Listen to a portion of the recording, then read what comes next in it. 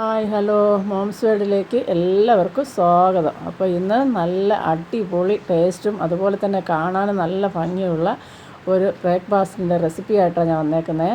അപ്പോൾ അതിന് എന്തെല്ലാം വേണം നമുക്ക് നോക്കാം. അപ്പോൾ ഞാനിവിടെ അരി ഇന്നലെ അടിച്ച് വെച്ചിട്ടുണ്ടായിരുന്നു. അപ്പോൾ തലേ ദിവസം വൈകിട്ട് നമ്മൾ അടിച്ച് വെക്കുമല്ലോ.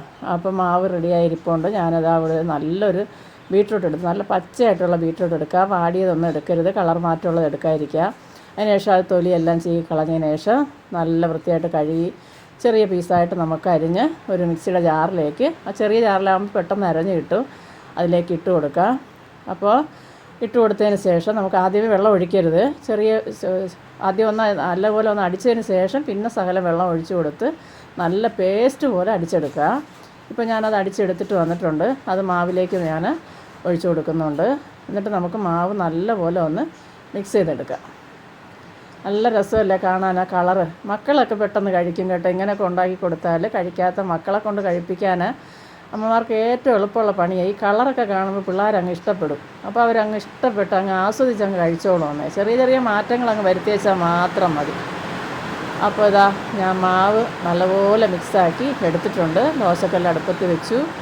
അപ്പോൾ അതിന് ശേഷം ഞാനിതാ എണ്ണ തടവി കൊടുത്തിട്ടുണ്ട്. എണ്ണ ഒന്ന് തൂത്ത് കൊടുത്തതിന് ശേഷം ഇരുമ്പ് കല്ലിലാണ് ഞാൻ ദോശ ഉണ്ടാക്കുന്നത് കേട്ടോ. അപ്പോൾ അതാ നമ്മുടെ ആരോഗ്യത്തിനൊക്കെ ഏറ്റവും നല്ലത്.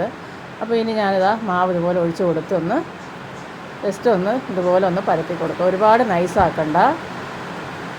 അപ്പോൾ ഇതുപോലെ ബൗളൊക്കെ നല്ലപോലെ ബൗൾസ് ഇങ്ങനെ പൊട്ടി വരുമല്ലേ, കണ്ടല്ലോ. ഇനി ഇതിലേക്ക് ഞാൻ കുറച്ച് പച്ച തേങ്ങ ചെറുതായിട്ട് ഇട്ട് കൊടുക്കുന്നുണ്ട്. ഇതിങ്ങനെ മക്കൾ കഴിക്കുവാണെങ്കിൽ ഇങ്ങനെയും കൊടുക്കാം. അതല്ല കറി വേണമെങ്കിൽ ഞാനിന്നൊരു ചെറിയ ചമ്മന്തി ഇവിടെ തയ്യാറാക്കുന്നുണ്ട്. അപ്പോൾ ഇതുപോലെ ഞാനെല്ലാം ചുട്ടെടുത്തു. അതിന് ശേഷം അത് മാറ്റിയല്ലോ. ഇനി ഞാനത് ഒരു ദോശയ്ക്കുള്ള മാവ് കൂടെ ഒഴിച്ചതിന് ശേഷം ഇതിൽ ഞാൻ തേങ്ങ ഇടുന്നില്ല.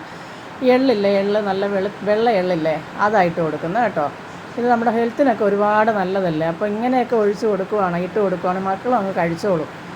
അപ്പോൾ ഒരു സ്പൂൺ എള്ള് ഞാൻ എടുത്തിട്ടുണ്ട് ഒരു ദോശയ്ക്ക്, അതും ഇട്ട് കൊടുത്തു.